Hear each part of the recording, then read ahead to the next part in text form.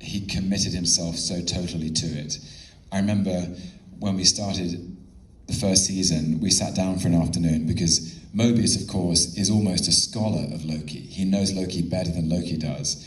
And he wanted me to take him through my journey up to that point of playing Loki. So we watched some clips and we talked a bit. And he asked me, what do you love about playing Loki?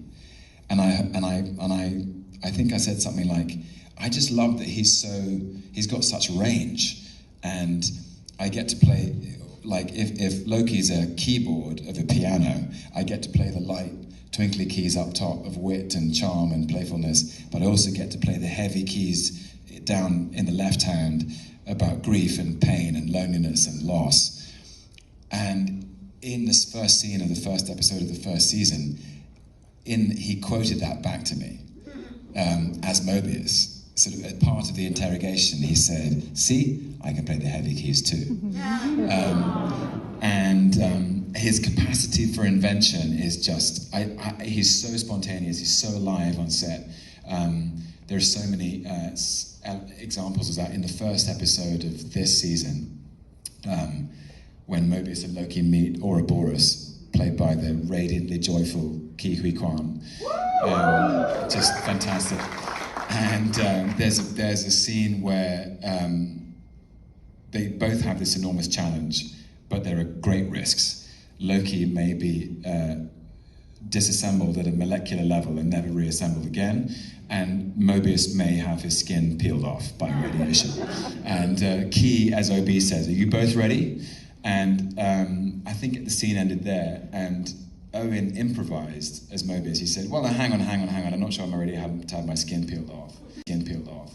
And then so I had to say, well, am I ready to be molecularly disassembled and never reassembled again? And Owen said, well, actually, I'd rather have that. What are you talking about? You get deleted from all of time forever. And he goes, yeah, but at least you don't get your skin peeled off. And I said, but at least you get to live. And he said, what's the quality of life with no skin? It's just perfect Owen Wilson genius. But it wasn't just his capacity for invention.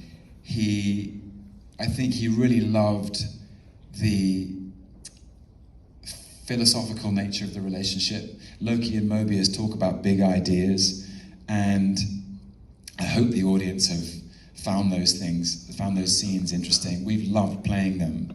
And we used to talk as well about, because you're right, it is these two detectives following trails of breadcrumbs across the timeline, and this unlikely pairing.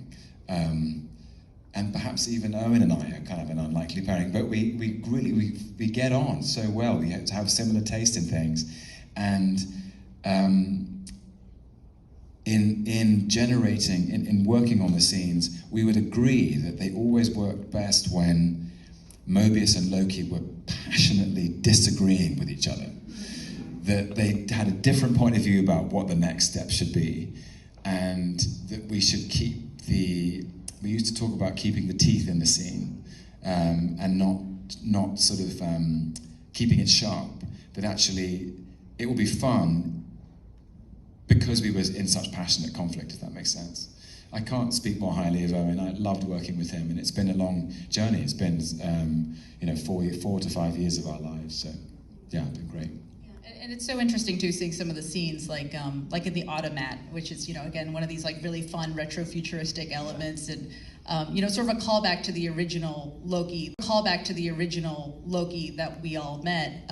When you've one scene with Mobius where you're saying, well, yeah, I know your emotions were a little out of control just now, but remember when I was ticked off at my father and brother and then tried to invade New York with an alien army. That's right. And it's just such a contrast from who he was and who we know him to be now in Loki at the end of season 2. It's actually almost as if Mobius has been a kind of patient analyst for Loki, and he's done some growth, and he's done some personal growth, and now Loki can return the favor and say, it's okay, sometimes our emotions get the better of us, we all make mistakes.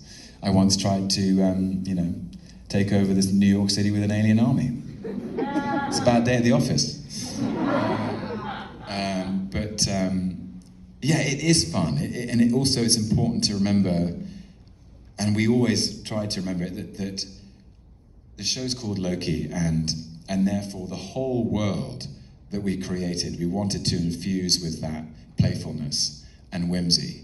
I feel like that's who the character has always been in our human consciousness. He's represented playfulness. He's the trickster. He's the boundary crosser. He's disruptive. He's spontaneous. He's mercurial. He's unexpected. He's unconventional. And we wanted every character in the show to have those qualities, that they were all a little bit good and a little bit bad, that TVA was uncertain and full of doubt, a little bit good, a little bit bad. And so, it's been the most fulfilling sandbox to play in for so long.